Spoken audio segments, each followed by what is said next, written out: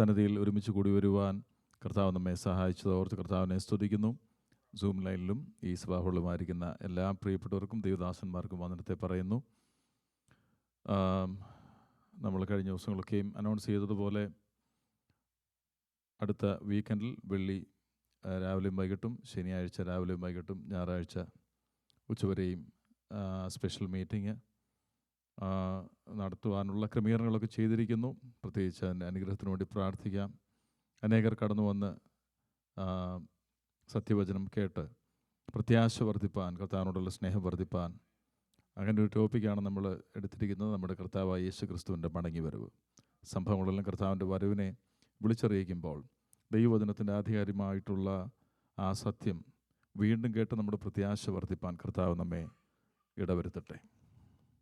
ആ കർത്താവിൻ്റെ ദാസനും വേർപാടിൻ്റെ ദുഃഖത്തിലൂടെ കടന്നു പോകുന്നു. കർത്താവ് ബലപ്പെടുത്തേണ്ടതിന് വേണ്ടി പ്രാർത്ഥിക്കും. ഇന്ന് രാത്രി നമുക്ക് വീണ്ടും ദൈവവചനത്തിലേക്ക് നമ്മുടെ ശ്രദ്ധയെ തിരിക്കാം. നമ്മുടെ തെസ്സലോനിക്കർക്ക് 1-ാം ലേഖനം അതിൻ്റെ 1-ാം അധ്യായത്തിൻ്റെ 5-ാം വാക്യമാണ് നമ്മൾ ധ്യാനിച്ച് അതിൻ്റെ ഒരു അവസാനത്തിലേക്ക് വന്നത്. ഞങ്ങളുടെ സുവിശേഷം ഒന്ന് വായിച്ചാട്ടെ.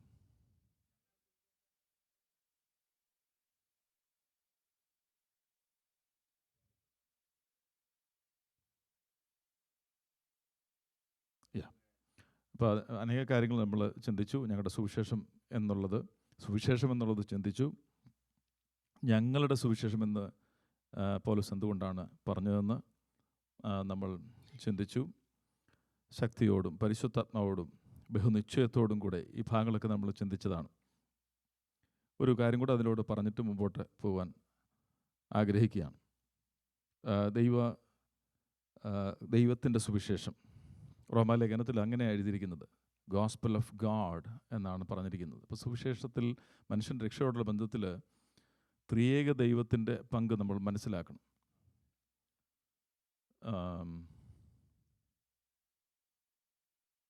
റോമാലേഖനം 1-ാം അധ്യായത്തിൻ്റെ 1-ാം വാക്യം, ദൈവം തൻ്റെ പുത്രനും നമ്മുടെ കർത്താവ് യേശു ക്രിസ്തുവിനെ കുറിച്ച് വിശുദ്ധ രേഖകളിൽ തൻ്റെ പ്രവാചകന്മാർ മുമ്പുകൂട്ടി വാഗ്ദത്തം ചെയ്ത സുവിശേഷം.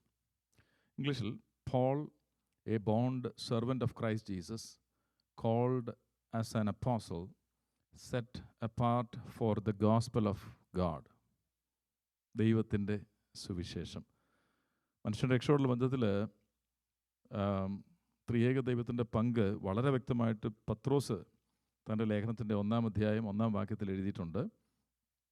1 Peter chapter 1 verse 1. യേശു ക്രിസ്തുവിൻ്റെ അപ്പോസ്തലനായ പത്രോസ് പൊന്തോസിലും ഗലാത്യയിലും കപ്പദോക്യയിലും ആസിയയിലും ബിഥുന്യയിലും ചിതറിപ്പാർക്കുന്ന പരദേശികളും ഇനിയും പിതാവായ ദൈവത്തിൻ്റെ മുന്നറിവ്,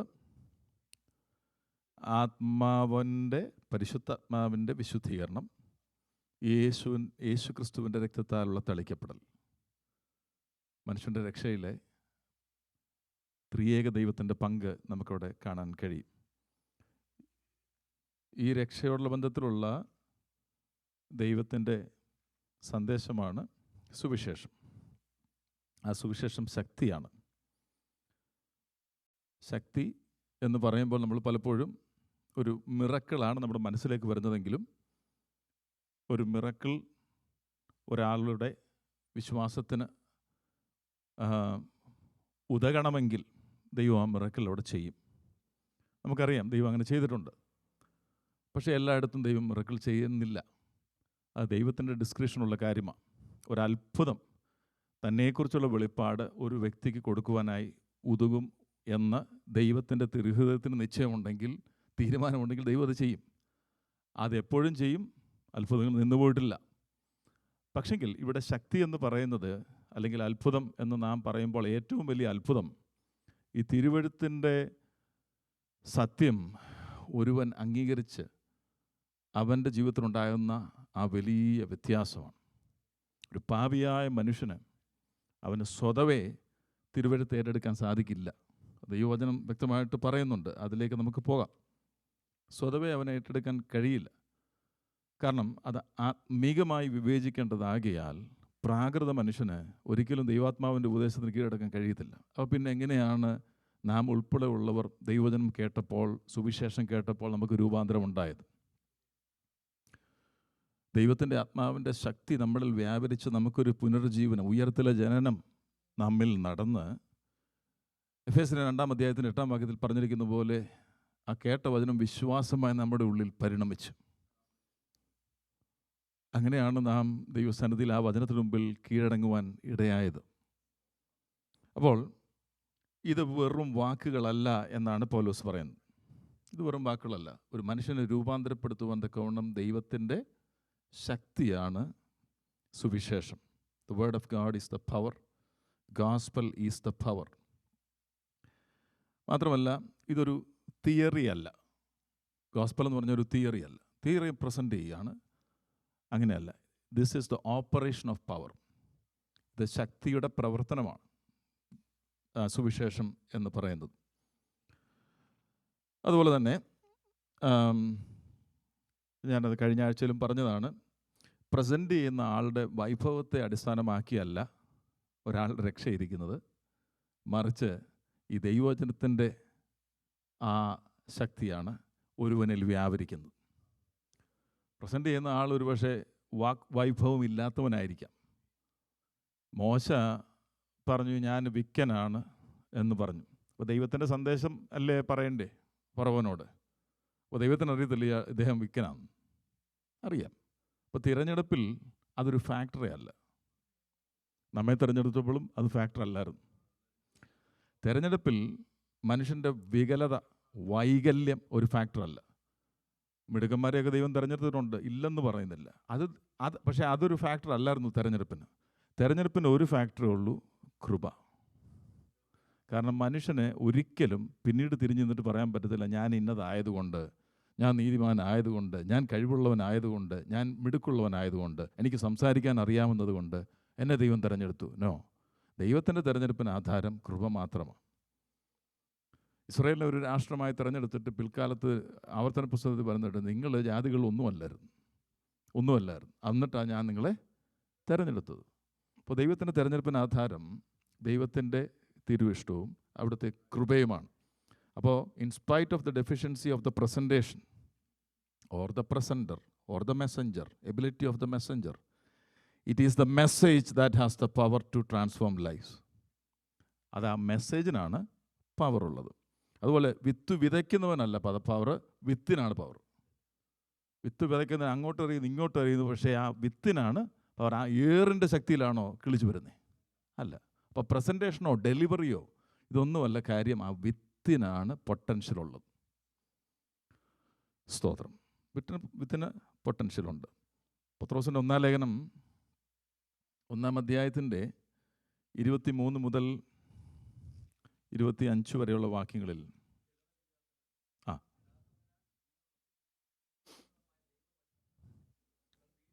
കണ്ടോ, കെടുന്ന ബീജത്താലല്ല, കെടാത്തതിനാൽ. അപ്പോൾ ഈ സീഡ്, ബീജം എന്ന് പറയുമ്പോൾ സീഡ് അല്ലേ, സീഡ് കെട്ടുപോകും. പക്ഷേ ഈ സീഡ് കെട്ടുപോകത്തില്ല. അതാ വ്യത്യാസം. പിന്നെ സീഡിന് ജീവൻ നഷ്ടപ്പെടാം, ഉണങ്ങിപ്പോകാം സീഡ്. ഇത് ജീവനുള്ളതാണ്. സീഡ് കുറേ നാൾ കഴിയുമ്പോൾ ഇല്ലാണ്ടായിപ്പോവും അല്ലേ, എത്ര സൂക്ഷിച്ച് വെച്ചെന്ന് പറഞ്ഞാലും. ഇത് എന്നേക്കും നിലനിൽക്കുന്നതാണ്. ഈ ദൈവവചനത്താലാണ്. അത് ഏതാ സീഡ്? അവിടെ പറയുന്നുണ്ട്, ദൈവവചനത്താൽ നിങ്ങൾ വീണ്ടും ജനിച്ചിരിക്കുന്നു. സ്തോത്രം. കർത്താവ് തൻ്റെ വാക്കുകളിൽ തന്നെ പാപിയായ ഒരു മനുഷ്യൻ്റെ അവസ്ഥയെപ്പറ്റി പറഞ്ഞിട്ടുണ്ട്.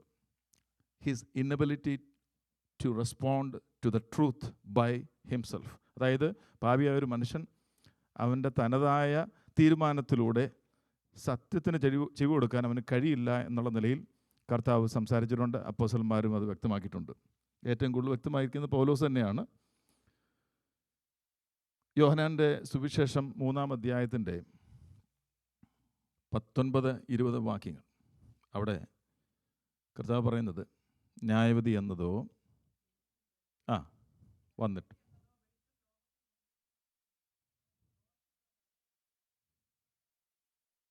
അതെന്താ തിരിച്ച് സ്നേഹിക്കാൻ വയ്യാത്ത? വെളിച്ചമുണ്ടല്ലോ. നമ്മൾ വെളിച്ചമാണോ ഇരുളാണോ? നാച്ചുറലി വെളിലോട്ട് പോകുമ്പോൾ നമുക്ക് വെളിച്ചമാണോ ഇരുളാണോ നമുക്ക് ഏറ്റവും ഇഷ്ടം? വെളിച്ചമാണ്. ഇരുൾ വേണ്ട എന്നല്ല, അത് നമ്മുടെ ജീവിതത്തിൻ്റെ കാര്യമാണ്. പാപം എന്നുള്ള ഇരുളിൻ്റെ കാര്യമല്ല ഞാൻ പറഞ്ഞു. അപ്പോൾ ഇവർക്ക് ഇങ്ങനെ ഒരു ഓപ്ഷൻ കൊടുത്താൽ അവർ എടുക്കുന്ന തീരുമാനം എന്തുവാ? അവർക്ക് ഇഷ്ടം ഏതാ? ഇരുട്ട്. അതവരുടെ പ്രകൃതത്തെ കാണിക്കുന്നു. മനുഷ്യൻ്റെ സ്വയമായ തീരുമാനത്തിലൂടെ വെളിച്ചത്തിലേക്ക് അവർക്ക് വരാൻ കഴിയില്ല. അതല്ലേ സുവിശേഷം എത്രയോ താല്പര്യത്തോടെ കേൾക്കുന്നവർക്ക് പോലും ഉയരത്തു നിന്നുള്ള ഇടപെടലില്ലാതെ തീരുമാനമെടുക്കാൻ കഴിയില്ല. സത്യമാണെന്ന് അവർക്ക് ബൗദ്ധികമായിട്ട് അണ്ടർസ്റ്റാൻഡിംഗ് ഉണ്ട്. ഇത് നിങ്ങൾ പറയുന്നത് കറക്റ്റാണെന്നല്ലേ പറയുന്നത്? എത്രയോ പേര് പറയുന്നുണ്ടല്ലേ നിങ്ങൾ പറയുന്നത് കറക്റ്റാണ്. എന്നാൽ പിന്നെ കറക്റ്റാണെങ്കിൽ പിന്നെ എന്തുകൊണ്ട് തീരുമാനം എടുത്തുകൂടാ? അവിടെയാണ് കൊരിന്ത്യർക്കുള്ള 1-ാം ലേഖനം 4-ാം അധ്യായത്തിൽ എഴുതുന്നുണ്ട്, ഈ ലോകത്തിൻ്റെ പ്രഭു അവൻ കണ്ണിന് കുരുടാക്കി വെച്ചേക്കാണ്. അപ്പം ബൗദ്ധികമായ അണ്ടർസ്റ്റാൻഡിംഗ് ഉണ്ട് അല്ലേ? യെസ്, കർത്താവ് കഴിഞ്ഞ ദിവസങ്ങളൊന്നിൽ പറഞ്ഞതല്ലേ, യേശു കർത്താവ് ദൈവത്തിൻ്റെ പുത്രനാണെന്ന് വേണമെങ്കിൽ ബുദ്ധിയിൽ നമുക്ക് സമ്മതിക്കാം. അങ്ങനെ സമ്മതിച്ചുകൊണ്ട് കാര്യമില്ല. ഇത് ആന്തരികമായിട്ടുള്ള ഒരു കൺവിക്ഷനായിട്ട് വരണം, ബോധ്യമായിട്ട് വരണം. അല്ലാതെ ബുദ്ധി സമ്മതിക്കാൻ പറയുന്ന കാര്യങ്ങൾ ബുദ്ധിയിൽ സമ്മതിക്കാൻ ബുദ്ധിമതി. പക്ഷെങ്കിൽ അത് ബോധ്യമായി വരണമെങ്കിൽ ദൈവത്തിൻ്റെ പരിശുദ്ധാത്മാവിൻ്റെ പ്രവർത്തനം നമ്മുടെ ഉള്ളിൽ നടന്നെങ്കിൽ മാത്രമേ കഴിയുള്ളൂ. കർത്താവ് പറയുന്നത് കേട്ടോ, ന്യായവിധി എന്നതോ വെളിച്ചം ലോകത്തിൽ വന്നിട്ടും മനുഷ്യർ പ്രവൃത്തി ദോഷമുള്ളതാകിയാൽ അവർ വെളിച്ചത്തേക്കാൾ ഇരുളിനെ സ്നേഹിച്ചതുകൊണ്ട് തന്നെ തിന്മ പ്രവർത്തിക്കുന്നതെല്ലാം വെളിച്ചത്തെ പായിക്കുന്നു, തൻ്റെ പ്രവൃത്തിക്ക് ആക്ഷേപം വരാതിരിക്കാൻ വെളിച്ചത്തിലേക്ക് വരുന്നതുമില്ല. സത്യം പ്രവർത്തിക്കുന്നതോ തൻ്റെ പ്രവൃത്തി ദൈവത്തിൽ ചെയ്തിരിക്കിയാൽ അത് വെളിപ്പെടേണ്ടതിന് വെളിച്ചത്തിലേക്ക് വരുന്നു. ഈ മനുഷ്യൻ ആരാ? എഫേസ്യർ 2-ാം അധ്യായത്തിൽ 1-ാം വാക്യത്തിൽ എഴുതിയിട്ടുണ്ടത്. ആരാ മനുഷ്യനെന്ന്? അതിക്രമങ്ങളും പാപങ്ങളും മരിച്ചവനാണ്. ക്രിസ്തുവില്ലാത്ത എല്ലാ മനുഷ്യൻ്റെ സ്ഥിതി അതാണ്. അവർ മരിച്ചവരാണ്, ആത്മാവിൽ മരിച്ചവരാണ്. ബാക്കി എല്ലാ കാര്യത്തിനും ദൈവവൈതലിനേക്കാൾ മിടുക്കരായിരിക്കും അല്ലേ? ബുദ്ധിയില്ലെന്നല്ല എല്ലാവരും പറയുന്നത്, ആത്മാവിൽ മരിച്ചവരാണ്. സ്തോത്രം. പൗലോസ് തന്നെയാണ്, ഞാൻ ആ വാക്യം ഇപ്പോൾ പറഞ്ഞ കൊരിന്ത്യർക്കുള്ള 2-ാം ലേഖനം 4-ാം അധ്യായത്തിൻ്റെ 3-4 വാക്യങ്ങളിൽ, എന്നാൽ ഞങ്ങളുടെ സുവിശേഷം മറഞ്ഞിരിക്കുന്നുവെങ്കിൽ അത് നശിച്ചു പോകുന്നവർക്കത്രേ മറഞ്ഞിരിക്കുന്നത്. അപ്പോൾ ദൈവപ്രതിമയായ ക്രിസ്തുവിൻ്റെ തേജസ്സുള്ള സുവിശേഷ പ്രകാശം ശോഭിക്കാതിരിപ്പാൻ ഈ ലോകത്തിൻ്റെ ദൈവം അവിശ്വാസികളുടെ മനസ്സ് കുരുടാക്കി. ഞാൻ ആ വാക്യം പറഞ്ഞതാ, കൊരിന്ത്യർക്കുള്ള 1-ാം ലേഖനം 2-ാം അധ്യായത്തിൻ്റെ 14-ാം വാക്യം. എന്നാൽ പ്രാകൃത മനുഷ്യൻ ദൈവാത്മാവിൻ്റെ നാച്ചുറൽ മാൻ എന്ന് എഴുതിയിരിക്കുന്നത്. നാച്ചുറൽ മാൻ.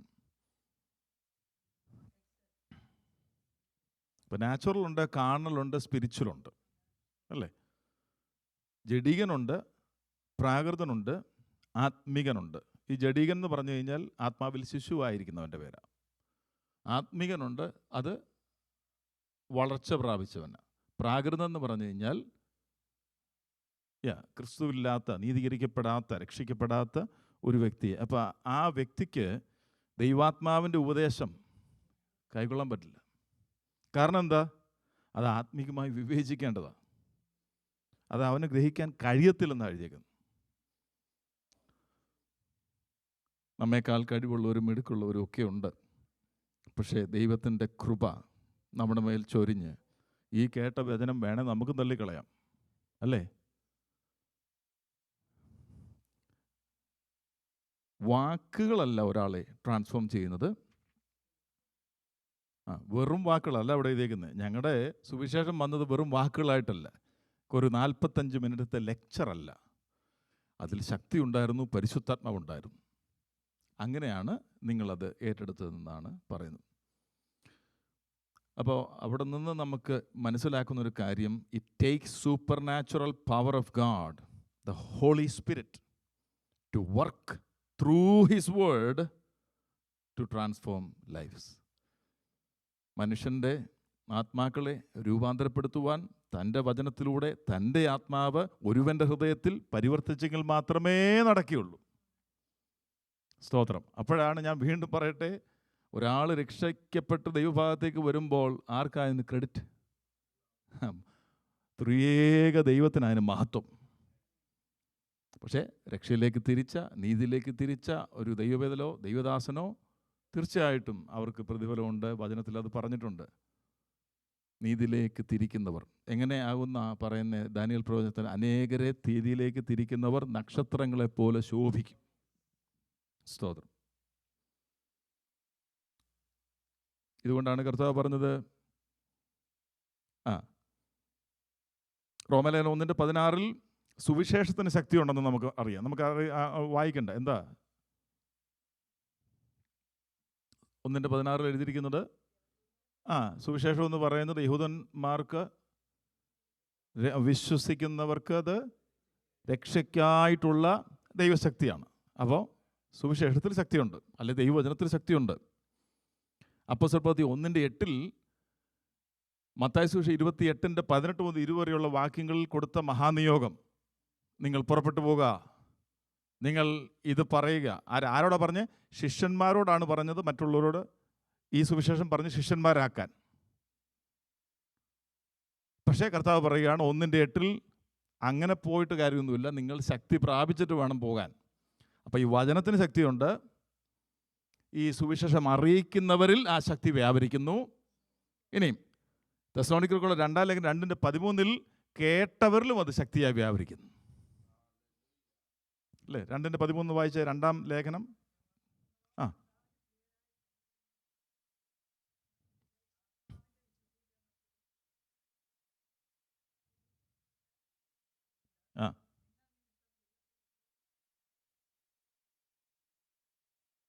സോറി, 1 തെസ്സലോനിക്കർ 2:13.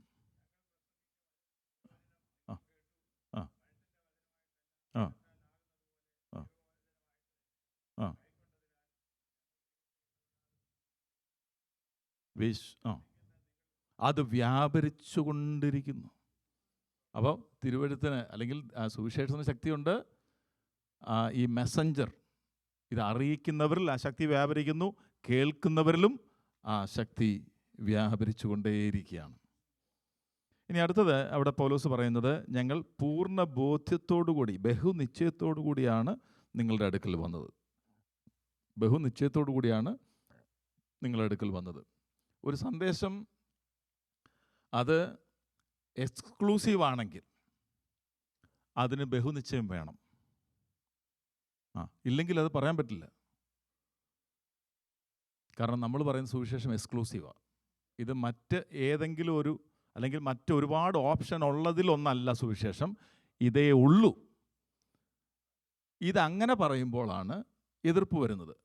എന്നിട്ടും അത് പറയണമെങ്കിൽ നല്ല ബോധ്യമുണ്ടാകണം. പൗലോസിന് അത് ബോധ്യമുണ്ടായിരുന്നു. സ്തോത്രം.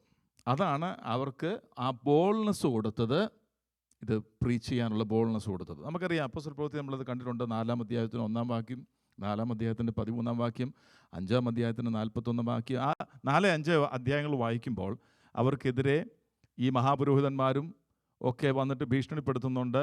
നിങ്ങൾ ഇനി അശേഷം കർത്താവിൻ്റെ നാമത്തിൽ സംസാരിക്കരുതെന്ന് പറയുന്നുണ്ട്. അവരപ്പോൾ ചോദിക്കുവാണ്, എടാ ദൈവത്തെക്കാൾ ഒരു മനുഷ്യനെ എങ്ങനെ അനുസരിക്കുന്നേ? പറ്റത്തില്ല. ഇതേ ഒരു ചോദ്യമാണ് അന്ന് ദാനിയേൽ എബ്രായ ബാലന്മാർ പറഞ്ഞേ, രാജാവേ ഈ കാര്യത്തിൽ മറുപടി പറയേണ്ട കാര്യമില്ല. കാരണം എന്താ? അവർക്കും ബോധ്യമുണ്ട്. ആരെക്കുറിച്ച് ബോധ്യം?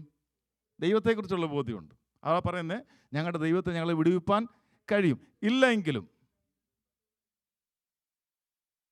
വിടുവിക്കും. അപ്പം അതാണ് പൂർണ്ണ ബോധ്യം. പൗലോസ് പറയാണ്, ഞങ്ങൾ പറഞ്ഞ വചനം, സുവിശേഷം, അത് വെറും വാക്കുകളായിട്ടല്ല, അതിൽ ശക്തി വ്യാപരിക്കുന്നുണ്ടായിരുന്നു. അത് പരിശുദ്ധാത്മാവിലാണത് സംസാരിച്ചത്. ബഹുനിശ്ചയത്തോടും കൂടിയാണ് നിങ്ങളുടെ അടുക്കൽ ഞങ്ങൾ വന്നത്. ഇനി അടുത്തത് അവിടെ പറയുന്നത്, ഞങ്ങൾ നിങ്ങളുടെ നിമിത്തം നിങ്ങളുടെ ഇടയിൽ എങ്ങനെ പെരുമാറിയിരുന്നു എന്ന് അറിയുന്നുവല്ലോ. അപ്പോൾ അവർ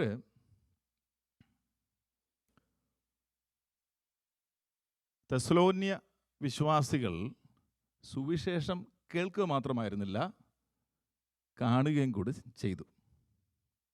എങ്ങനെ കണ്ടു? ഈ മെസ്സഞ്ചേഴ്സിൻ്റെ ജീവിതത്തിൽ കണ്ടു, പൗലോസിൻ്റെ ജീവിതത്തിൽ കണ്ടു, സിൽവാനസിൻ്റെ ജീവിതത്തിൽ കണ്ടു, സീലാസിൻ്റെ ജീവിതത്തിൽ കണ്ടു, തിമത്തിയുടെ ജീവിതത്തിൽ കണ്ടു. So they not only heard the gospel, they saw the gospel. അത് വളരെ ഇമ്പോർട്ടൻ്റ് ആണ്. തെസ്സലോനിക്കരുടെ 2-ാം ലേഖനം 3-ാം അധ്യായത്തിൻ്റെ 7-8 വാക്യങ്ങളിൽ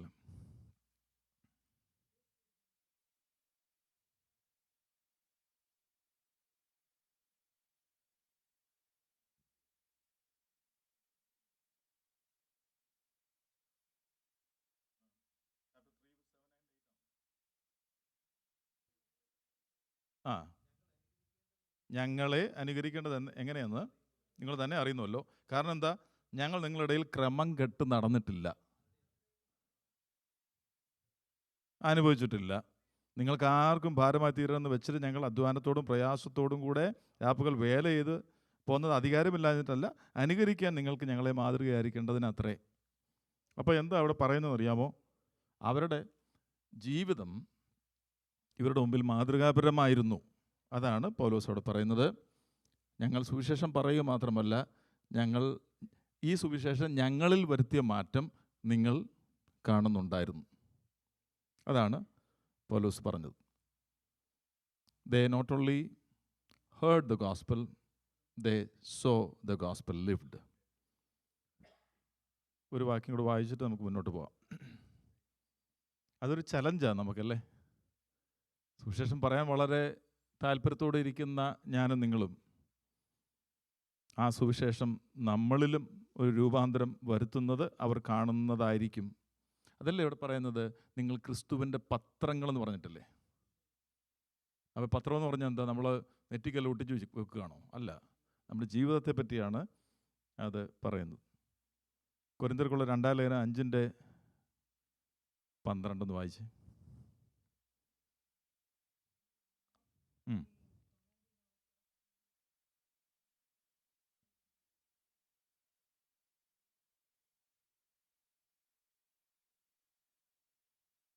ഓക്കെ.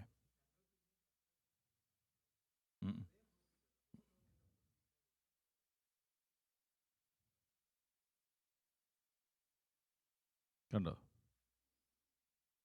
പൗലോസ് വളരെ ബോധ്യത്തോടു കൂടിയാണ് പറയുന്നത്. ഒരു വിധത്തിലും മറ്റുള്ളവർക്ക് കൈ ചൂണ്ടുവാൻ തക്കവണ്ണം പൗലോസ് ഒരവസരം മനഃപൂർവ്വമായി കൊടുക്കുന്നില്ല. സ്തോത്രം. ഈ വിശ്വാസികൾ ദൈവത്തിൻ്റെ തെരഞ്ഞെടുപ്പിലാണ് എന്നതിൻ്റെ ഒന്നാമത്തെ തെളിവാണ് പൗലോസ് 5-ാം വാക്യത്തിൽ പറഞ്ഞത്. അതെന്താണെന്ന് ചോദിച്ചു കഴിഞ്ഞാൽ, ഈ സുവിശേഷം കേട്ടപ്പോൾ അവരിൽ അത് രൂപാന്തരമായി ഭവിച്ചു, അവരിപ്പോൾ ദൈവമക്കളായി തീർന്നു. ഇനി 2-ാമത്തെ കാര്യം 6-ാം വാക്യത്തിൽ പറഞ്ഞിരിക്കുന്നത്, ബഹു കഷ്ടം സഹിക്കേണ്ടി വന്നിട്ടും നിങ്ങൾ പരിശുദ്ധാത്മാവിൻ്റെ സന്തോഷത്തോടെ വചനം കൈക്കൊണ്ട് ഞങ്ങൾക്കും കർത്താവിനും അനുകാരികളായി തീർന്നു. നമുക്കറിയാം, ഈ 17-ാം അധ്യായത്തിലാണ് ഈ സഭയുടെ ഉത്ഭവം, അപ്പോസ്തല പ്രവൃത്തി. അധികം താമസിയാതെ 3 ശബത്തിൽ നിന്നാണ് അവിടെ അപ്പോസ്തലൻ പറഞ്ഞിരിക്കുന്നത്. ലൂക്കോസ് എഴുതിയേക്കുന്നത് 3 ശബത്തിൽ നിന്നാണ്. പക്ഷേ അതിൽ കൂടുതൽ അവിടെ നിന്നതായിട്ടാണ് നമുക്ക് മറ്റ് ചില വാക്യങ്ങളിൽ കൂടെ നോക്കുമ്പോൾ കാണുന്നത്. കാരണം പൗലോസ് അവിടെ ജോലി ചെയ്യുന്നുണ്ട്. അപ്പോൾ 3 ആഴ്ച മാത്രമല്ല ജോലി ചെയ്തത്, കുറച്ചും കൂടെ ഇവർക്ക് ഭാരമായി തീരരുതെന്ന് വെച്ച് പൗലോസ് കൂടാരപ്പണി ചെയ്താണ് കൂടെയുള്ളവർക്കും വേണ്ടി താൻ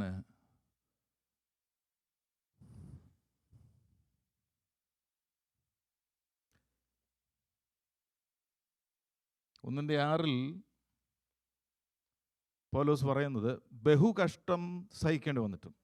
അപ്പോൾ ഈ ബഹുകഷ്ടം സഹിക്കേണ്ടി വന്നിട്ടും എന്ന് പറയുമ്പോൾ നമുക്ക് അവിടെ തന്നെ നമുക്ക് കാണാൻ കഴിയും, ഈ സുവിശേഷം പറഞ്ഞ ശേഷം പൗലോസിനെ അവരെ ഓടിക്കുകയാണ്, മെസ്സഞ്ചറിനെ ഓടിച്ചു. പക്ഷേ മെസ്സേജിനാണ് പവർ. ഞാൻ അതുകൊണ്ട് പറഞ്ഞേ, ആ മെസ്സഞ്ചർ നിന്നാലേ സഭ എന്നുള്ളതില്ല. മെസ്സഞ്ചറിനെ ഓടിക്കുകയാണ്, ദൈവത്തിൻ്റെ ഇഷ്ടത്തിലുള്ളതാണത്. മെസ്സഞ്ചറിന് പലയിടത്ത് പോകാനുണ്ട് അല്ലേ? അപ്പോൾ മെസ്സഞ്ചർ പോയെങ്കിലും മെസ്സേജിന് പവർ ഉണ്ടായതുകൊണ്ട് ഒരു അനുഗ്രഹിക്കപ്പെട്ട സഭ അവിടെ ഉടലെടുത്തു. അപ്പോൾ ബഹുകഷ്ടം സഹിക്കേണ്ടി വന്നു. നമുക്ക് ആ 17-ാം അധ്യായത്തിൽ അപ്പോസ്തല പ്രവൃത്തിയിൽ അവിടെ തന്നെ നമുക്ക് കാണുവാൻ കഴിയുന്ന കഷ്ടതകളുടെ ആരംഭം നമുക്ക് കാണാൻ കഴിയും.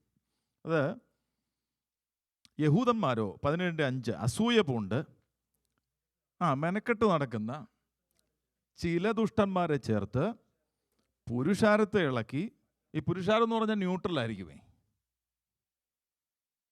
അവരെ ഇളക്കിയിട്ട് അവരുടെ അടുത്ത് എന്തെല്ലോ പറഞ്ഞ് അല്ലേ, എന്തെല്ലാമോ പറഞ്ഞ് അവരെ ഇളക്കണം. ഇളക്കി പട്ടണത്തിൽ കലഹം ഉണ്ടാക്കി യാസോൻ്റെ വീട് വളഞ്ഞ് അവരെ ജനസമൂഹത്തിൽ കൊണ്ടുവരുവാൻ ശ്രമിച്ചു. 6-ാം വാക്യത്തിൽ ഭൂലോകത്തെ കലഹിപ്പിച്ചവർ ഇവിടെയും എത്തി. അത് സത്യ അല്ലേ? വേറെ ഇടത്തുണ്ട് ഭൂലോകത്തെ കീഴ്മേൽ മറിച്ചവർ എന്ന് പറഞ്ഞിട്ടുണ്ട്. കാരണം ഈ സ്റ്റാറ്റസ് കോയാണ് എല്ലാവർക്കും ഇഷ്ടം. എക്യുമിനിസം വളർന്നുകൊണ്ടിരിക്കുന്ന ഒരു സമയത്താണ് നമ്മളായിരിക്കുന്നത് അല്ലേ? ഐക്യത, എല്ലാവരും ഒന്നാണ്, എല്ലാവരും ക്രിസ്തുവിനെ അല്ലേ ആരാധിക്കുന്നേ? നോ. ഡോക്ട്രിനൽ ക്ലാരിറ്റി ഇല്ലാത്തിടത്തോളം കാലം യാതൊരു ഐക്യത ഉണ്ടാകത്തില്ല പറയുള്ളവർ. അത് വെറുതെ ഏച്ചു വെച്ചാൽ മുഴിച്ചരിക്കുമെന്ന് പറഞ്ഞതുപോലെ ഇരിക്കത്തുള്ളൂ. ഡോക്ട്രിനൽ ക്ലാരിറ്റി ഉണ്ടാകണം. നാം നിൽക്കുന്നത്, അതാണ് ഇവിടെ പറഞ്ഞിരിക്കുന്നത്, ബോധ്യമെന്ന് പറഞ്ഞിരിക്കുന്നത്. നാം ത്രിയേക ദൈവവിശ്വാസികളാണ്. തുടങ്ങി താഴോട്ട് അനേക കാര്യങ്ങളുണ്ട് ഡോക്ട്രിൻ സംബന്ധിച്ച്. അടിസ്ഥാനപരമായ ഡോക്ട്രിൻ. ഇന്ന് പല യുദ്ധങ്ങളും നടക്കുന്നത് എന്തിനാണെന്നറിയാമോ? പെരിഫറലായിട്ടുള്ള കാര്യങ്ങളാണ്. വചനത്തിൽ വ്യക്തതയില്ലാത്ത ചില കാര്യങ്ങളാണ് ഇപ്പോൾ യുദ്ധം നടന്നുകൊണ്ടിരിക്കുന്നത്, അതായത് ഡിബേറ്റ് നടന്നുകൊണ്ടിരിക്കുന്നത്. പക്ഷേ അടിസ്ഥാനപരമായ കാര്യങ്ങളൊക്കെ തെറ്റിക്കിടക്കുകയാണ്. നമുക്ക് അടിസ്ഥാനപരമായ കാര്യങ്ങളിലാണ് വ്യക്തതയും ബോധ്യവും ഉണ്ടാകേണ്ടത്. അങ്ങനെയുള്ളവർ മാത്രമേ നമുക്ക് കൈ കൊടുക്കാൻ പറ്റുള്ളൂ. അങ്ങനെ വിദ്യാഭ്യാസം ഇല്ലാന്നിട്ടാണോ? പണത്തിൻ്റെ പേരിലാണോ? പണം കുറവാണ് അതുകൊണ്ട് ഞങ്ങൾ ആത്മഹത്യ ചെയ്തെന്നാണോ? പണമുണ്ട്, വിദ്യാഭ്യാസമുണ്ട്, ജോലിയുണ്ട്, എല്ലാം ഉണ്ട്, മക്കളുണ്ട്, എല്ലാം ഉണ്ട്. അടിസ്ഥാനപരമായി സുവിശേഷത്തിൻ്റെ സത്യം പ്രസൻറ്റ് ചെയ്തിട്ടില്ല, അത് മനസ്സിലാക്കിയിട്ടില്ലെന്നേ പറയാൻ പറ്റുള്ളൂ ഇപ്പം. സ്തോത്രം. അതിന് പകരം വേറെ എന്തൊക്കെയോ പ്രസൻറ്റ് ചെയ്തിട്ടുണ്ട്. അതുകൊണ്ട് ഒരു പ്രഷർ വരുമ്പോൾ നിൽക്കാൻ കഴിയത്തില്ല. ആർക്കാ പ്രഷർ ഇല്ലാത്തത്? ആർക്കാ പ്രശ്നമില്ലാത്തത്? ആർക്കാണ് ചോദ്യങ്ങളില്ലാത്തത്? ആർക്കാണ് പരാജയങ്ങളില്ലാത്തത്? ആർക്കാണ് രോഗങ്ങളില്ലാത്തത്? ആർക്കാണ് ഭൗതികമായിട്ടുള്ള കുറവുകളില്ലാത്തത്? അപ്പോൾ ഇതൊക്കെ കാരണം വിശ്വാസത്തിൽ നിന്ന് തന്നെ പോയി ജീവൻ തന്നെ ഉടുക്കുക എന്ന ഉള്ള ലെവലിലേക്ക് വരണമെങ്കിൽ, സ്തോത്രം, ഇവിടെ ഇതാ നമ്മൾ അനുഭവിക്കാത്തത് ഇവരനുഭവിച്ചിട്ടുണ്ട്. ഈ സഭ നമ്മൾ ഇതുവരെയും അനുഭവിച്ചിട്ടില്ല ഇതൊന്നും.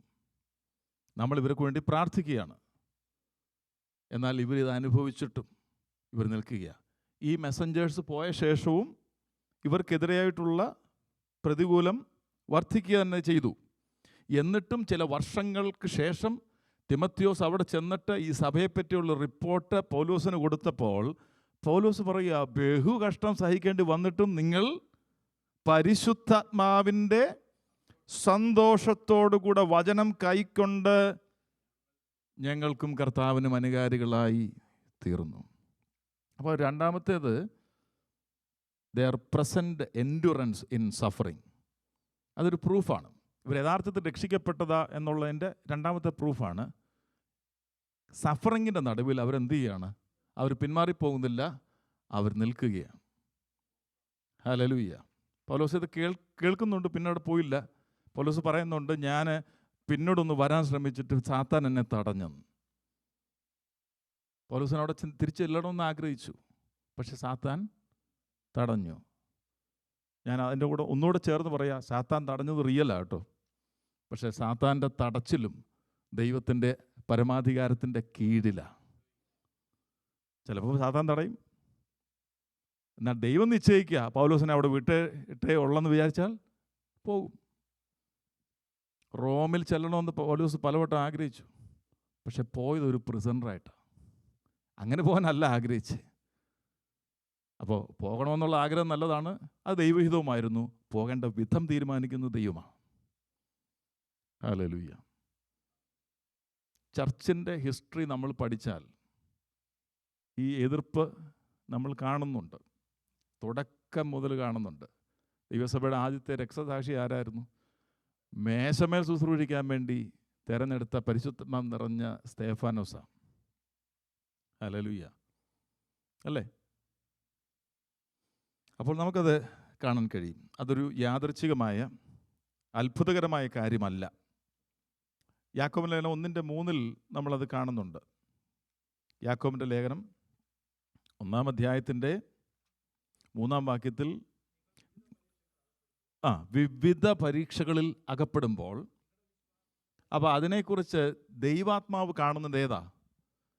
ഇത് നിങ്ങളുടെ വിശ്വാസം പരിശോധിക്കപ്പെടുക. തെസ്സലോനിക്ക സഭയുടെ അംഗങ്ങളുടെ വിശ്വാസം പരിശോധിച്ചപ്പോൾ അവർ പാസ്സായി. പൗലോസ് പിന്നീട് പറയുകയാണ്, ഈ ബഹുകഷ്ടം സഹിച്ചിട്ടും നിങ്ങൾ പരിശുദ്ധാത്മാവിൻ്റെ സന്തോഷത്തോട് വചനം കൈക്കൊണ്ട് നിങ്ങൾ ഞങ്ങൾക്കും കർത്താവിനും അനുകാരികളായി തീർന്നു. വിശ്വാസത്തിൻ്റെ പരിശോധന. പത്രോസിൻ്റെ 1-ാം ലേഖനം 1:6-7.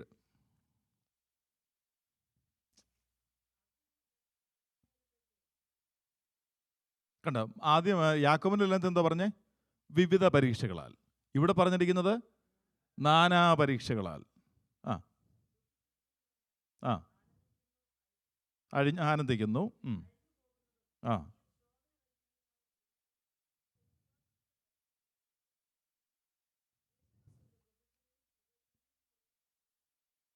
അപ്പോൾ വെറുതെ അല്ല, അങ്ങനെ ഇടവരും.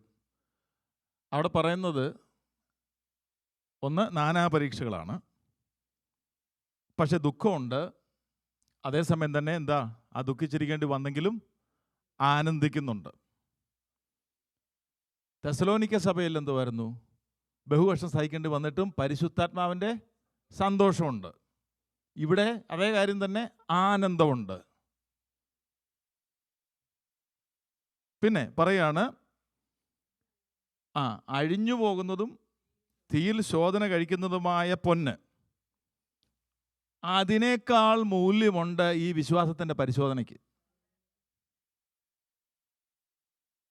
അതിനേക്കാൾ മൂല്യമുണ്ട്. ഇപ്പം ഏറ്റവും കൂടുതൽ വില എന്തിനാ? എല്ലാവരും ഇത് മേടിച്ചു വെക്കാനല്ലേ പറയുന്നേ. ദിവസത്തിന് വില കൂടുന്നു. ഇപ്പം ഇച്ചിരി ഇടിഞ്ഞിട്ടുണ്ട്.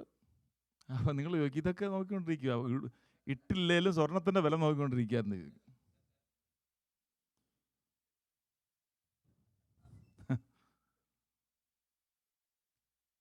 വചനത്തിൽ എഴുതിയിട്ടുണ്ടല്ലോ, എഴുതിയേക്കുന്നില്ല, പൊന്നൊന്നല്ലേ എഴുതിക്കുന്നത്. അഴിഞ്ഞു പോകുന്നതും തീയിൽ ശോധന കഴിക്കുന്നതുമായ, അപ്പം മനുഷ്യൻ ഏറ്റവും മൂല്യമെന്ന് കരുതുന്ന പൊന്ന്, ഇപ്പം എല്ലാവരും ഇൻവെസ്റ്റ് ചെയ്യുന്ന പൊന്ന്, വചനം പറയുന്നത് അത് അഴിഞ്ഞു പോകാനുള്ളതാണ്. അതിനേക്കാൾ മൂല്യമുണ്ട് ഒരു ദൈവത്തിൻ്റെ പൈതൽ വിശ്വാസത്തിൻ്റെ പരിശോധനയോടെ കടന്നു പോകുമ്പോൾ. മാത്രമല്ല, യേശുക്രിസ്തുവിൻ്റെ പ്രത്യക്ഷതയിൽ ആ വ്യക്തിക്ക് പുകഴ്ച കിട്ടും, തേജസ് കിട്ടും, മാനം കിട്ടും. ഇന്ന് ഇതിന് മൂന്നിന് വേണ്ടിയല്ലേ ഓടുന്നേ? തേജസ് വേണം, പുകഴ്ച വേണം, മാനം വേണം. അവസാനം നമ്മൾ സാക്ഷ്യം പറയും, ദൈവം എന്നെ മാനിച്ചു. ഇവിടെ അല്ല. പക്ഷെ ഇവിടെ അല്ല. വിശ്വാസത്തിൻ്റെ പരിശോധനയോടെ കടന്നു പോകുന്ന ദൈവവേദന അവിടുത്തെ പുത്രൻ്റെ പ്രത്യക്ഷതയിൽ തേജസ് കിട്ടും, മാനം കിട്ടും, പുകഴ്ച കിട്ടുമെന്ന്. പുകഴ്ച എന്ന് പറഞ്ഞാൽ ഞാൻ വിശ്വസിക്കുന്നത്, പുകഴ്ച എന്ന് പറയുമ്പോൾ എന്താ? അതൊരു ഏറ്റുപറച്ചിലല്ലേ? കർത്താവ് പറഞ്ഞല്ലോ, എൻ്റെ നാമം മനുഷ്യൻ്റെ മുമ്പിൽ നിങ്ങൾ ഏറ്റുപറഞ്ഞാൽ ഞാൻ പിതാവിൻ്റെ മുമ്പിലും ദൈവദൂതന്മാരുടെ മുമ്പിലും അവൻ്റെ നാമത്തെ ഏറ്റുപറയുന്നു. ബ്രദർ വർഗീസ്, അല്ലെങ്കിൽ സജി, അല്ലെ സാമച്ചാൻ എന്ന് പറയത്തില്ല, സാമുവൽ ജോഷുവ, അത് ചെറിയ കാര്യമാണോ? അതാരാ പറയുന്നത്? ഇപ്പോൾ ട്രംപ് നമ്മുടെ പേരൊന്ന് പറഞ്ഞു കഴിഞ്ഞാൽ, അയ്യോ, അത് റെക്കോർഡ് ചെയ്തിട്ട് പല സീഡികളിലാക്കി നമ്മൾ വിതരണം ചെയ്യും. എൻ്റെ പേര് പറഞ്ഞു ട്രംപ്. എന്നാൽ രാജാ ആയിരിക്കുന്നവൻ, നമ്മുടെ രക്ഷിതാവ് ദൈവം നമ്മുടെ പേര് ഒരിക്കൽ പറയും. പുകഴ്ചയ്ക്കും മാനത്തിനും തേജസ്സിനും അങ്ങനെ ഇടവരും. പൗലോസ് ഇവരോട് പറയുക, നിങ്ങൾ ഞാൻ കണ്ട ഒരു കാര്യം എന്താ? ആ വാക്യം നോക്കിക്കേ, ഒരു ക്വിസ് പോലെ. അവിടെ ഇവരിൽ കണ്ടത് എന്താ? ബഹുഭാഷ നിങ്ങൾ പരിശുദ്ധാത്മാവിൻ്റെ സന്തോഷം എന്ന് പറയുന്നത് എന്താ? ആത്മാവിൻ്റെ ഫലമല്ലേ അത്? അതുകൊണ്ടാണ് ഇംഗ്ലീഷിൽ പറഞ്ഞേക്കുന്നത് joy in the Holy Spirit അല്ല, joy of the Holy Spirit. അത് ആത്മാവിൻ്റെ ഫലമാണ്. സ്നേഹം, സന്തോഷം. അപ്പോൾ ഇവരിൽ യഥാർത്ഥത്തിൽ ആത്മാവ് ക്രിയ ചെയ്യുന്ന രക്ഷിക്കപ്പെട്ട ദൈവമക്കളായത്. പക്ഷേ ഇവർക്കൊരു പ്രോപ്പറായിട്ടുള്ള ലീഡർഷിപ്പ് ഉണ്ടോ? കാരണം ലീഡറെ ഓടിച്ചില്ലേ. പിന്നീട് എങ്ങനെയാണ് ആ സഭ അവിടെ വളർന്നതേ? അപ്പോൾ വ്യക്തികൾ എന്ന് പറയുന്നത് ദൈവത്തിൻ്റെ ഒരു മുഖാന്തരമാണ്. പക്ഷെങ്കിൽ ദൈവമാണ് തൻ്റെ സഭയെ വളർത്തുന്നത്. അതല്ലേ പറഞ്ഞു, ഞാൻ എൻ്റെ സഭയെ വളർത്തും, പാതാള ഗോപുരങ്ങൾ അതിനെ ജയിക്കുകയില്ല. യഥാർത്ഥത്തിൽ രക്ഷിക്കപ്പെട്ടൊരു ദൈവവേദനെ രക്ഷിക്കപ്പെട്ടതാണ് എങ്കിൽ അവനെ നിലനിർത്തുവാനുള്ള പൂർണ്ണ ഉത്തരവാദിത്വം ദൈവത്തിനാണ്. കാരണം പറഞ്ഞില്ലേ, വീഴാതെ വണ്ണം തൻ്റെ മഹിമാസനത്തിൽ ആനന്ദത്തോടെ കളങ്കമില്ലാതെ നിർത്താൻ ഞാൻ മോൻസിയെ ഏൽപ്പിക്കുന്നല്ല. നോ, ഞാനാ നിർത്തുന്നേ. നമ്മെ നിർത്തുന്നവൻ കർത്താവാണ്. കാരണം നാമും എല്ലാവരും മാറിപ്പോകും, മാറാത്തവനായി കർത്താവ് മാത്രമേ ഉള്ളൂ. സ്തോത്രം. അവൻ നമ്മെ നിർത്തും. പൗലോസ് പറയുന്നത്, ഈ ദൈവമക്കൾ വചനം കേട്ടു, ദൈവത്തിൻ്റെ ശക്തി അവരെ ട്രാൻസ്ഫോം ചെയ്തു, സുവിശേഷം അവർ വിശ്വസിച്ചു, അതിൻ്റെ ഇടയിൽ അവർ അനവധി കഷ്ടങ്ങളിലൂടെ കടന്നുപോയി, അല്ലേ? The endured so much tribulation, സിവിയറായിട്ടുള്ള സഫറിങ് വന്നു. പക്ഷേ അതിന് നടുവിൽ അവർ പരിശുദ്ധാത്മാവിൻ്റെ സന്തോഷത്തോടുകൂടെ നിന്നു. അവിടെ പറയുന്നത് 3 ശബത്തിൽ എന്നാണ്. 3 ശബത്തിൽ, അതാണ് 17-ാം അധ്യായത്തിൻ്റെ 1 മുതൽ 4 വരെ തെസ്സലോനിക്കൽ അപ്പോസ്തല പ്രവൃത്തി നമുക്ക് കാണുവാൻ കഴിയുന്നത്. എന്നാൽ തെസ്സലോനിക്കർക്ക് 1-ാം ലേഖനം 2:9 എന്ന് വായിച്ചേ.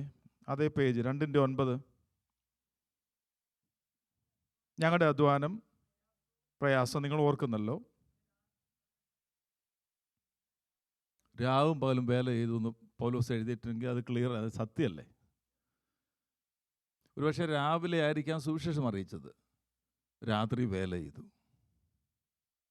Full time. കഴിഞ്ഞ വെള്ളിയാഴ്ച പറഞ്ഞ പോലെ ഫുൾ ടൈം മിനിസ്ട്രിയാണ്. രാവിലെ ഇരുന്ന് സോക്കർ കണ്ടു, അല്ലേ? ഫുൾ ടൈം മിനിസ്ട്രിയാണ്. അല്ല, ഇടയ്ക്ക് സോക്കർ കാണുന്നില്ല, ഞാൻ കാണുന്നുണ്ട്. കാരണം 4 വർഷത്തിലൊരിക്കലല്ലേ ഇത് വരത്തുള്ളൂ. ഞാൻ ന്യായീകരിക്കുകയല്ല, ഇടയ്ക്കൊക്കെ കാണും. പക്ഷേ ഇതിവിടെ പൗലോസ് ഉണ്ടോ? നൈറ്റ് ആൻഡ് ഡേ, രാവിലെയും പകലും, രാവും പകലും വേല ചെയ്തുകൊണ്ട് നിങ്ങളോട് ദൈവത്തിൻ്റെ സുവിശേഷം പ്രസംഗിച്ചു. ഇവരൊക്കെ ആയിരിക്കും എന്നല്ല, ഇവരാണ് ഈ അധികം തേജസ്സോടുകൂടെ അവിടെ നിൽക്കുന്നത്. ആ തേജസ് എങ്ങനെയാണെന്നും എനിക്കറിയില്ല. പക്ഷേ അവർക്ക് അധികം തേജസ് ഉണ്ടാവും. കാരണം അതിനകത്തൊരു വേരിയേഷൻ വേണ്ടേ? ഒന്നും ചെയ്യാതെ എന്തി വലിഞ്ഞ് അവിടെ ചെല്ലുന്ന ഒരു വിശ്വാസിയും ഇതുപോലെ രാവും പകലും സുവിശേഷം പറയുന്ന ഒരാളും തമ്മിൽ ഒരു വ്യത്യാസമില്ലെങ്കിൽ ദൈവം. പക്ഷേ ഇവർ രണ്ടുപേരുടെ സ്റ്റാൻഡ് ഞാനിപ്പോഴും വിശ്വസിക്കുന്നത്, ദൈവം അങ്ങനെ തന്നെ സ്റ്റാൻഡ് ദൈവമക്കൾ തന്നെയാണ്. പക്ഷെ തേജസ്സിൽ വ്യത്യാസം ഉണ്ടാവും. അത് കൊരിന്ത്യർ ലേഖനത്തിൽ പറയുന്നില്ലേ, നക്ഷത്രം തമ്മിൽ വ്യത്യാസം ഉണ്ടാവും. അപ്പോൾ ചിലർ നക്ഷത്രങ്ങളെപ്പോലെ പ്രകാശിക്കുമ്പോൾ ചിലർ 0 വാൾട്ട് ബൾബും കൊണ്ട് അവിടെ നിൽക്കും, അല്ലേ?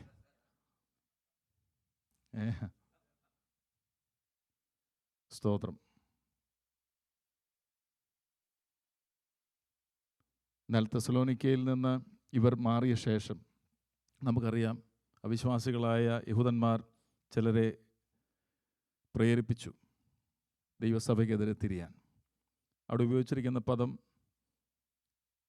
ട്രിബുലേഷൻ എന്നുള്ള പദത്തിന് അവിടെ ഉപയോഗിച്ചിരിക്കുന്ന പദം ത്ലിപ്സിസ് എന്നുള്ളൊരു പദമാണ്. അതിന് ഇൻറ്റൻസ് പ്രഷർ എന്നാണ് അർത്ഥം. ഇൻറ്റൻസ് പ്രഷർ എന്ന് വെച്ചാൽ എന്താ? കഠിനമായ സമ്മർദ്ദം. അങ്ങനെ പോയിട്ടുള്ളവരുണ്ടല്ലോ. ഇത് സുവിശേഷത്തോടുള്ള ബന്ധത്തിലാണ്. ജീവിതത്തിൽ കഠിനമായ സമ്മർദ്ദത്തിലൂടെ പോകുന്നവരുണ്ട്. സ്തോത്രം.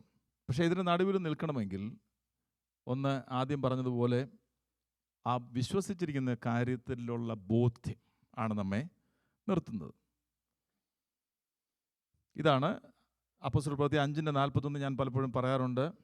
തിരുനാമത്തിനു വേണ്ടി അപമാനം സഹിക്കുവാൻ യോഗ്യന്മാരായി എണ്ണപ്പെടുകയാൽ അവർ സന്തോഷിച്ചുകൊണ്ട് ന്യായാധിപ സംഘത്തിൻ്റെ മുമ്പിൽ നിന്ന് പുറപ്പെട്ടു പോയി. പിന്നീട് അവർ ദിനംപ്രതി ദൈവാലയത്തിൽ വന്നുകൂടുകയും യേശുവിനെ ക്രിസ്തു എന്ന് സുവിശേഷിച്ചു കൊണ്ടേയിരുന്നു. അതിന് മുമ്പ് നടന്നതെന്താ? അവരെ വിളിച്ച് അടുപ്പിക്കുകയാണ്.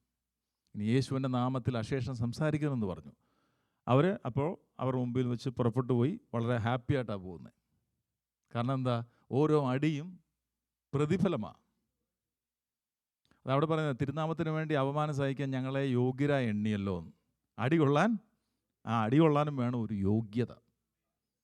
അടി കൊള്ളാനും യോഗ്യരായി ദൈവം എണ്ണി. അപ്പോൾ അതൊരു പ്രിവിലേജാണ്.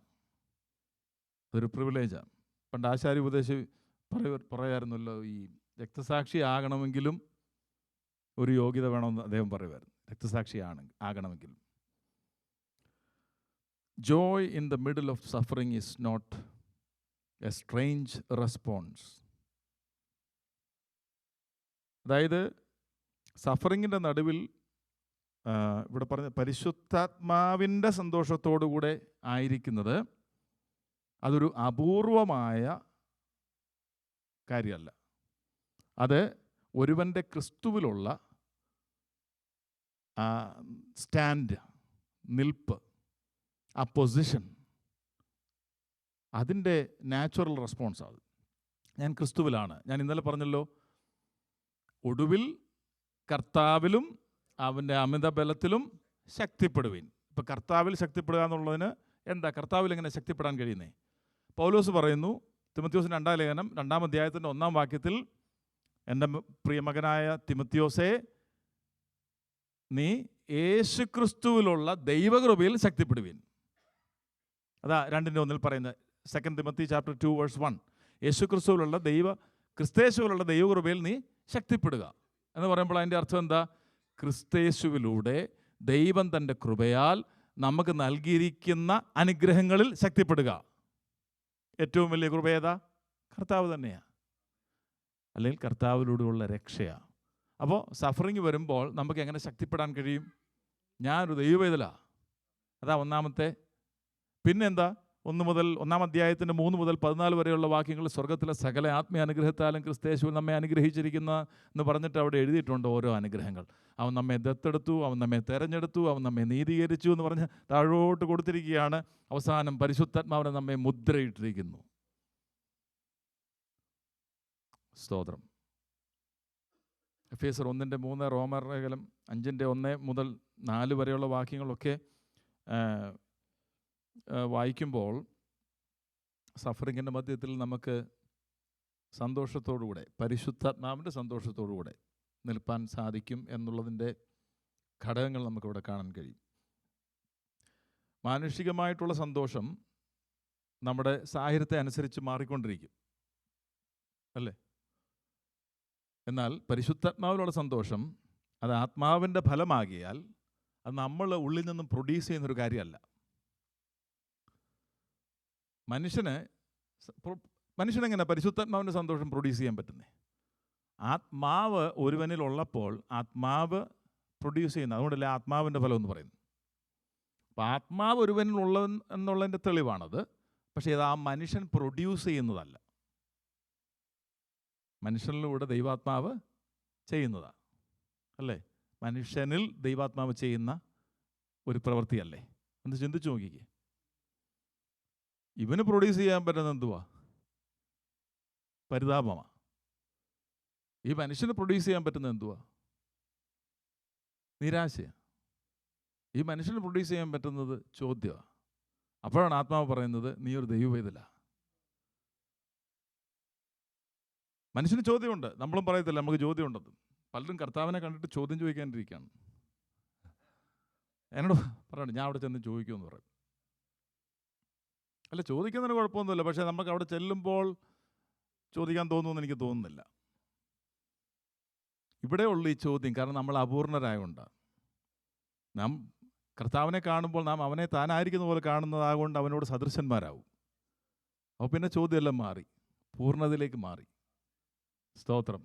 ഹല്ലേലൂയ. കരങ്ങൾ ഉയർത്തി കർത്താവിനെ ഒന്ന് സ്തുതിച്ചാട്ടെ. ഇതൊക്കെയാണ് നമുക്കുള്ള ജോയ്. അതുകൊണ്ടല്ലേ റോമർ 8:18 പറയുന്നത്, നമ്മൾ വെളിപ്പെടുവാനുള്ള തേജസ് വിചാരിച്ചാൽ ഈ കാലത്തിലെ കഷ്ടം. അപ്പോൾ joy in the Holy Spirit is a sign of true salvation. പരിശുദ്ധാത്മാവിൻ്റെ സന്തോഷം എന്ന് പറയുന്നത് ഇയാൾ രക്ഷിക്കപ്പെട്ടതാണെന്നുള്ളതിൻ്റെ തെളിവാണ്. Joy in the Holy Spirit is the fruit of the Spirit. അടുത്തത് 6-ാം വാക്യത്തിൽ പറയുന്ന മറ്റൊരു കാര്യം, ഇവർ സന്തോഷത്തോടെ വചനം കൈക്കൊള്ളുക മാത്രമല്ല, ഞങ്ങളെ അനുകരിച്ചു, കർത്താവിനെ അനുകരിച്ചു. ഞങ്ങളെ അനുകരിച്ചു, കർത്താവിനെയും. അപ്പോൾ അതിനകത്ത് അടുത്ത ഒരു കാര്യം, ഇവർ യഥാർത്ഥത്തിൽ രക്ഷിക്കപ്പെട്ടതാണെന്നുള്ളതിൻ്റെ അടുത്ത കാര്യം ഒന്നെന്തായിരുന്നു? ഇവരിലുണ്ടായ ആ രൂപാന്തരം. അതാണ് 1 മുതൽ 5 വരെയുള്ള വാക്യങ്ങൾ. 2, പരിശുദ്ധാത്മാവിൻ്റെ സന്തോഷത്തോടുകൂടി അവർ സഫറിങ്ങിന് നടുവിലൂടെ കടന്നുപോയി. 3, ഇവർ കർത്താവിനെ പാഷനേറ്റായിട്ട് ഫോളോ ചെയ്യുകയാണ്, പൗലോസിനെ ഫോളോ ചെയ്യുന്നു. അപ്പോൾ വ്യക്തിയാണോ ഫോളോ ചെയ്യുന്നത്? പൗലോസിന് കുറവില്ലേ? പൗലോസിൽ കുറവുള്ളതുകൊണ്ടാണല്ലോ ഒരു ശൂലം കൊടുത്തേ, അല്ലേ? പൗലോസിന് കുറവില്ലായിരുന്നെങ്കിൽ എന്തിനാ പിന്നെ ശൂലം കൊടുക്കുന്നേ? ശൂലമില്ല, നിഗളിച്ചു പോകും. അപ്പോൾ നിഗളം എന്നുള്ള ഒരു പ്രശ്നമുണ്ട്, അത് വരാതിരിക്കാൻ ശൂലം കൊടുത്തു. അപ്പോൾ പൗലോസിനെ പിന്നെ എങ്ങനെ ഫോളോ ചെയ്യാൻ പറ്റുന്നേ? അതുകൊണ്ടാണ് അത് മാത്രമല്ല, അതുകൊണ്ടാണ് പൗലോസ് പറയുന്നത് 11:1 പറയുന്നത്, be imitators of me as I am of Christ. പൗലോസ് പറയുന്നത് എന്നെ അങ്ങ് ഫോളോ ചെയ്ത് എന്നെ പോലെ ആകാനല്ല, ഞാൻ ക്രിസ്തുവിനെ ഫോളോ ചെയ്യുന്നത് പോലെ നിങ്ങൾ എന്നെ ഫോളോ ചെയ്യാനാണ് പറയുന്നത്. അപ്പോൾ ആരെയാ ഫോളോ ചെയ്യേണ്ടി? കർത്താവിനെ. ഞാൻ ക്രിസ്തുവിനെ ഫോളോ ചെയ്യുന്നത് എങ്ങനെയാണെന്ന് നിങ്ങൾ നോക്കി എന്നെ ഫോളോ ചെയ്യണം. അപ്പോൾ അൾട്ടിമേറ്റ്ലി ആരെയാ ഫോളോ ചെയ്യുന്നേ? കർത്താവിനെ ഫോളോ ചെയ്യുന്നു. അപ്പോൾ മാതൃകാപരമായ ജീവിതം ചെയ്യുന്ന ഭക്തന്മാർ നമ്മുടെ മുമ്പിലുണ്ട്. അവരെങ്ങനെയാണ് കർത്താവിനെ ഫോളോ ചെയ്യുന്നത് നോക്കി നമുക്ക് കർത്താവിനെ ഫോളോ ചെയ്യണം. പക്ഷേ അവിടെയും നമ്മൾ മനുഷ്യനെ അല്ല നോക്കേണ്ടത്. കാരണം ആ വ്യക്തിക്ക് ഒരു തെറ്റ് വന്നാൽ നമ്മൾ അതോടുകൂടി നമ്മളും പോകുമോ? പൗലോസിന് തെറ്റ് വരാമെങ്കിൽ നമുക്ക് വരല്ലോ, തീർച്ചയായിട്ടും. ഞാൻ വീണ്ടും പറയട്ടെ, മാതൃകാപരമായി കർത്താവിനെ പിൻപറ്റുന്ന ഭക്തന്മാർ ചരിത്രത്തിൽ ഉടനീളമുണ്ട്, ഇപ്പോഴുമുണ്ട്. അവരുടെ മാതൃകൾ പിൻപറ്റാൻ കൊള്ളാവുന്നതാണ്. എങ്കിലും അൾട്ടിമേറ്റ്ലി നമ്മൾ ആരെയാണ് പിൻപറ്റുന്നത്? യേശു കർത്താവിനെയാണ് പിൻപറ്റുന്നത്. അതുകൊണ്ടാണ് be imitators of me as I am of Christ എന്ന് അപ്പോസ്തലൻ പറഞ്ഞത്. പൗലോസിനെ മാത്രമല്ല, ആത്യന്തികമായി അവർ അനുകരിച്ചത് കർത്താവിനെയാണ്. അതുകൊണ്ടാണ് പൗലോസ് പറഞ്ഞത്, കർത്താവിനെ ഞാൻ അനുകരിക്കുന്നത് പോലെ നിങ്ങൾ എന്നെ അനുഗമിക്കണം. ഓക്കെ, നമുക്ക് നിർത്താം. കർത്താവ് നമ്മെ സഹായിക്കട്ടെ. ഈ വചനങ്ങളാൽ ഇതിൽ ലഭിച്ച ആഹ്വാനം നമ്മുടെ ഉള്ളിൽ ഏറ്റെടുത്ത്, ആദ്യം നമ്മൾ കേട്ടല്ലോ, സുവിശേഷം പറയുക മാത്രമല്ല, അത് നമ്മുടെ ജീവിതത്തിലും രൂപാന്തരം വരുത്തുന്നത് മറ്റുള്ളവർ കാണുമ്പോൾ ക്രിസ്തുവിൻ്റെ പത്രങ്ങളായിട്ട് നമ്മൾ മാറും. ആ ബോധ്യം അവർക്കുണ്ടായി എന്നുള്ളത് പൗലോസ് പിൽക്കാലത്ത് അവരോട് തന്നെ പറയുക. ആരെങ്കിലും തിരിച്ച് എഴുതിയോ ചുമ്മാതായിരുന്നു എന്ന് പറഞ്ഞോ? ഇല്ല.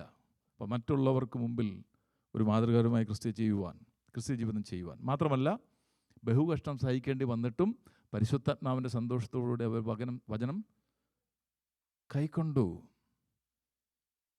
അപ്പോൾ പരിശുദ്ധാത്മാവിൻ്റെ ആ പ്രവർത്തനം യഥാർത്ഥത്തിൽ നമ്മുടെ ഉള്ളിൽ ഒരു ഫലമായി വരത്തക്ക രീതിയിൽ നമുക്കൊന്ന് ഏൽപ്പിച്ചു കൊടുക്കാമോ? സ്തോത്രം, സ്തോത്രം, സ്തോത്രം, സ്തോത്രം, സ്തോത്രം, സ്തോത്രം, സ്തോത്രം. കേട്ട വനത്തിനു മുമ്പ് നമ്മെ തന്നെ സമർപ്പിച്ച് നാം എല്ലാവരും പ്രാർത്ഥിക്കുമ്പോൾ ജോസ്